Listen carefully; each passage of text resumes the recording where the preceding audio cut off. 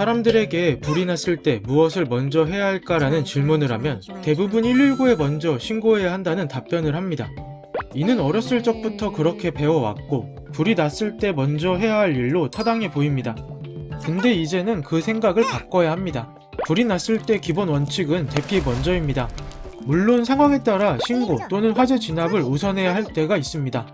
일단 119에 먼저 신고해야 한다는 생각을 가지게 된 이유부터 알아보겠습니다. 1980년 우리나라 유선 전화 보급률은 7.2%에 불과했습니다. 따라서 불이 났을 때 119에 신고하기보다는 직접 화재를 진압하려는 경우가 많았습니다.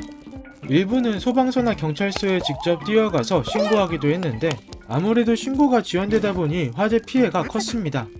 그렇기에 평상시 소방관들이 막내에 올라가서 화재 감시를 하기도 했고 119에 신고를 먼저 해야 한다는 내용을 열심히 홍보하기도 했습니다. 이 과정을 거쳐 불이 나면 119에 먼저 신고해야 한다는 생각이 우리의 머릿속에 자리 잡게 됐습니다. 하지만 지금은 상황이 많이 달라졌습니다.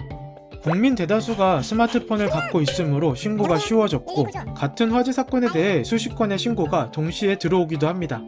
이처럼 상황이 변한 만큼 국민의 행동 요령도 바뀔 때가 왔습니다.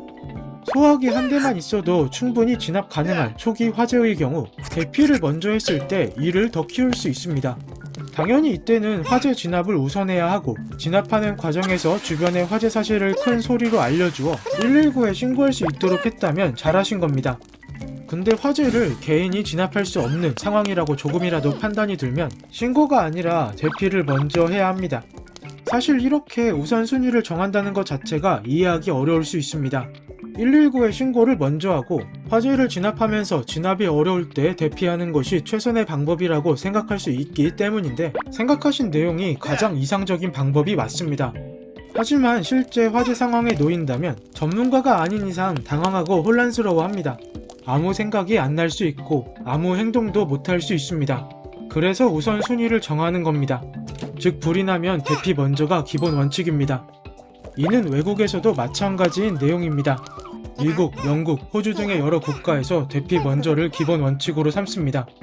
끝으로 대피 시 주의할 행동에 관해서 알아보겠습니다.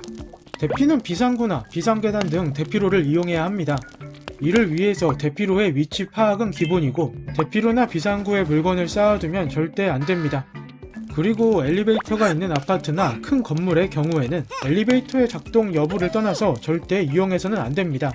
왜냐하면 굴뚝 효과로 인해서 연기가 엘리베이터로 모이기 때문입니다.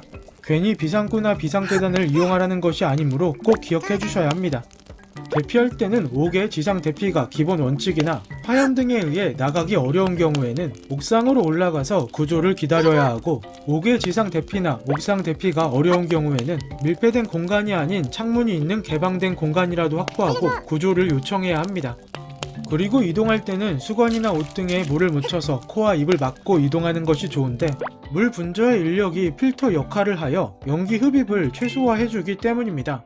또한 평상시 소방훈련에 적극 참여하고 집집마다 방방마다 화재 경보기를 설치한다면 소중한 생명을 화재로부터 보호할 수 있습니다.